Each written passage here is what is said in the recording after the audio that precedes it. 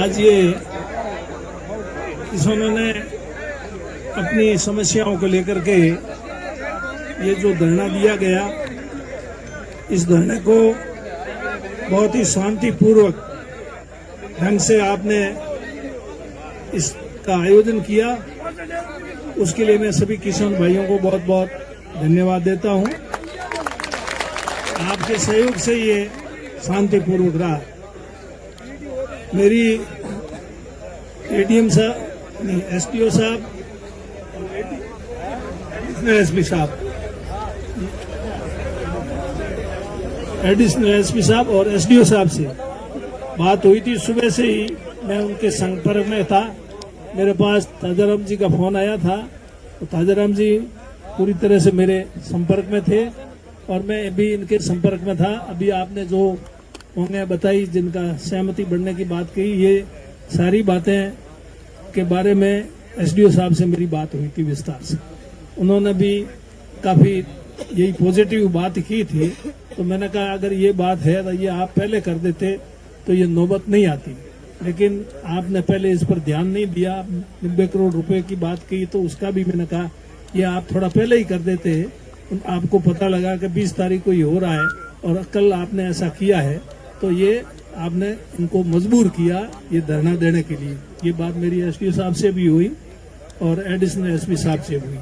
मेरे पास इनके फोन आए थे ताजाराम जी के और भी बहुत सारे लोगों के कि हमारे ट्रैक्टर आने नहीं दे रहे।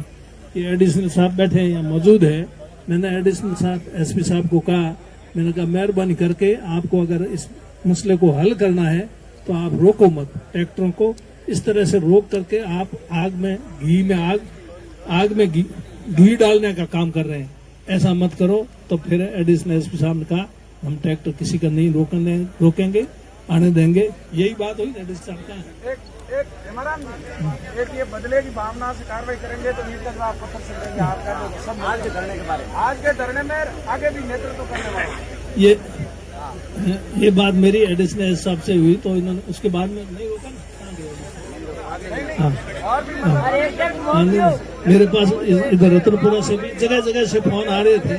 अभी बदले की भावना से काम नहीं करेंगे, ये प्रधान जी ने कहा। एडीएम साहब ने तो नहीं कहा, प्रधान जी ने कहा, ठीक है नहीं। ये इस बात में मेरे को कोई दम नहीं लगता है, ठीक है नहीं। ये तो कहने की बातें हैं, बाकी सब होगा। हाँ, इसको आप दिमाग से निकाल देना कि बदले की भावना से काम नहीं होगा। वो तो होगा, अब उसके लिए आपको तैयार रहना, क्या करना क्या नहीं करना ये तो आपको ही, इसके लिए तो आपको ही लड़ाई लड़नी पड़ेगी, नुकसान भी आपको उठाना पड़ेगा।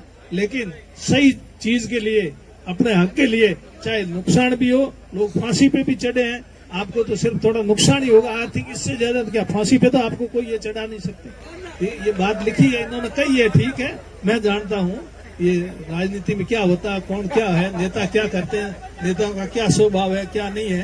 पर ये तो आने वाले समय नहीं करे तो अच्छी बात है, उनको धन्यवाद दे देंगे। पर मुझे इस बात पे नहीं लग रहा है।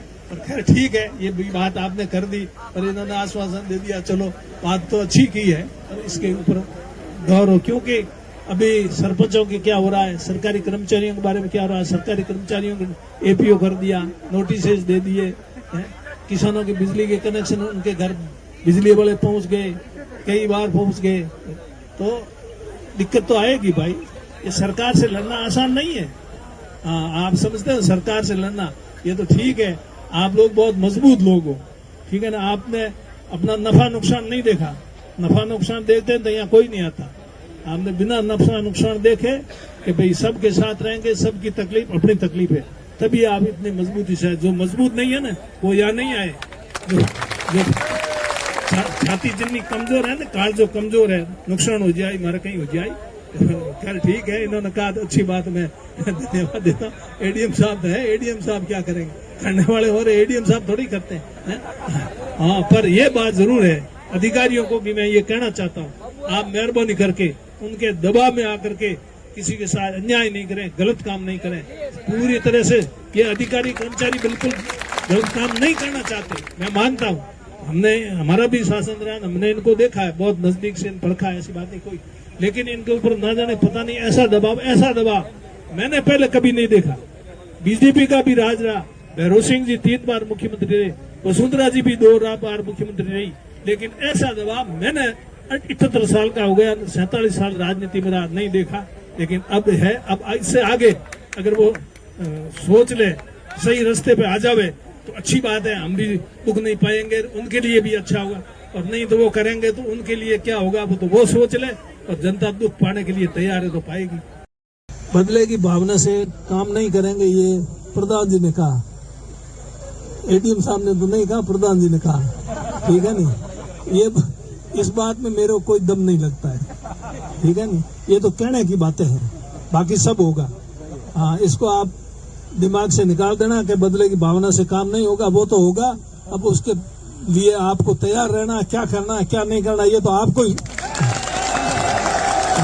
इसके लिए तो आपको ही लड़ाई लड़नी पड़ेगी, नुकसान भी आपको उठाना पड़ेगा।